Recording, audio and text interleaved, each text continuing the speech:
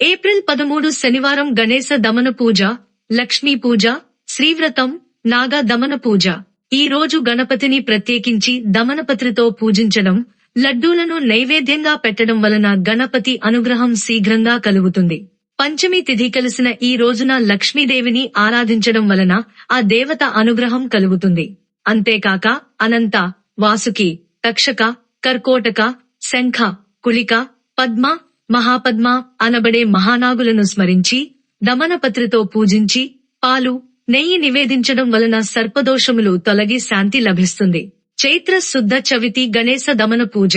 చైత్రమాసంలో శుక్లపక్షంలో వచ్చే ప్రతి తిథి నాడు ఒక్కో దేవతను దమనపత్రితో ఆరాధించే సంప్రదాయం ఉంది. అందులో భాగంగా చైత్ర శుద్ధ చవితి చతుర్థి నాడు శ్రీ మహాగణపతిని దమనము అంటే మరువముతో ఆరాధిస్తే ఆ ఏడాదంతా కలిగే విఘ్నాలు తొలగిపోతాయని శాస్త్రవాక్కు.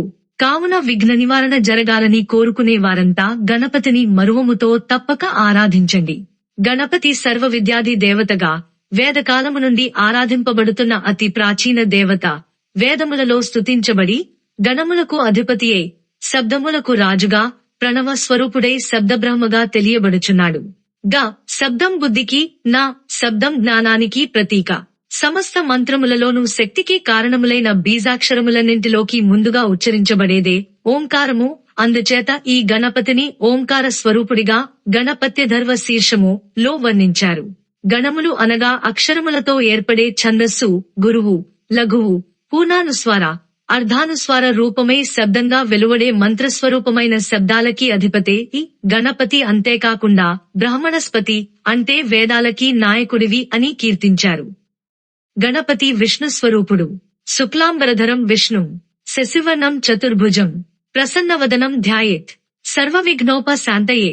ఇక్కడ వినాయకుడు విష్ణు అని పిలవబడినాడు. విష్ణువుగా చెప్పబడినాడు. విష్ణు అంటే సర్వవ్యాపకుడు, స్థితికారకుడు. అంతేకాకుండా క్షీరసాగర మథనానికి విఘ్నం కలిగిందని స్వయంగా శ్రీ మహావిష్ణువే దేవతలచే గణపతి పూజ చేయించాడు. సృష్టి ఆదిలో దేవతా గణముల ప్రారంభం కంటే ముందే గణనాథునితో సృష్టి ప్రారంభించినట్లు గణేశ పురాణం తదితర పురాణాలు మనకి సూచిస్తున్నాయి. సృష్టి ప్రారంభానికి ముందు ఒకప్పుడు అమ్మవారు రాక్షసులతో యుద్ధం చేస్తున్నది. ఇంకా మనుషులే పుట్టకముందన్నమాట. అమ్మవారు పరమేశ్వరుణ్ణి తలచుకున్నది. ఆయన అక్కడ ఉన్నారు. వారి చూపులు కలసినవి. ఆ చూపుల కలయికకి విఘ్నేశ్వరుడు పుట్టాడు. అంతటి పూర్వుడాయన. ఆయన పేరు మహాగణపతి. ఆ మహాగణపతి అవతారాలనే ఇప్పుడు మనం ప్రతి కల్పంలోనూ పూజిస్తున్నాం.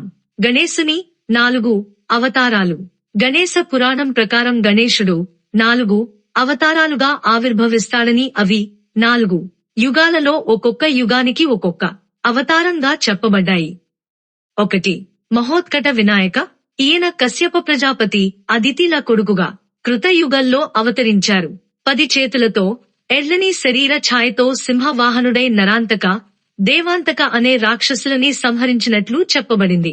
2 మయూరేశ్వర వినాయక. ఈయన శివపార్వతుల కొడుకుగా త్రేతాయుగంలో అవతరించారు. 6 చేతులతో తెల్లని ఛాయతో నెమలి వాహనంగా సింధురాసురుడు మొదలైన రాక్షస సంహారం కావించాడు. 3 గజానన వినాయక. ఈయన శివపార్వతుల కొడుకుగా ద్వాపరయుగంలో అవతరించారు. ప్రస్తుత మన విఘ్న వినాయకుడు ఈయనే. ఎర్రని శరీర ఛాయతో 4 బాహువులతో మూషికా వాహనముతో కుడివైపు 2 చేతులలో ఏకదంతమును అంకుశమును ధరించి, ఎడమ వైపు 2 చేతులతో పాసమును మోదకమును ధరించి గజవదనంతో తొండము కుడివైపు వంపు తిరిగి ఉండును. 4 ధూమ్రకేతు వినాయకుడు. ఈయన బూడిద రంగులో 4 చేతులతో నీలం రంగు గుర్రం వాహనంగా కలియుగాంతంలో విష్ణుమూర్తి కల్కి అవతారంలో అవతరించినప్పుడు ధూమ్రకేతు వినాయకుడు కూడా అవతరిస్తాడు.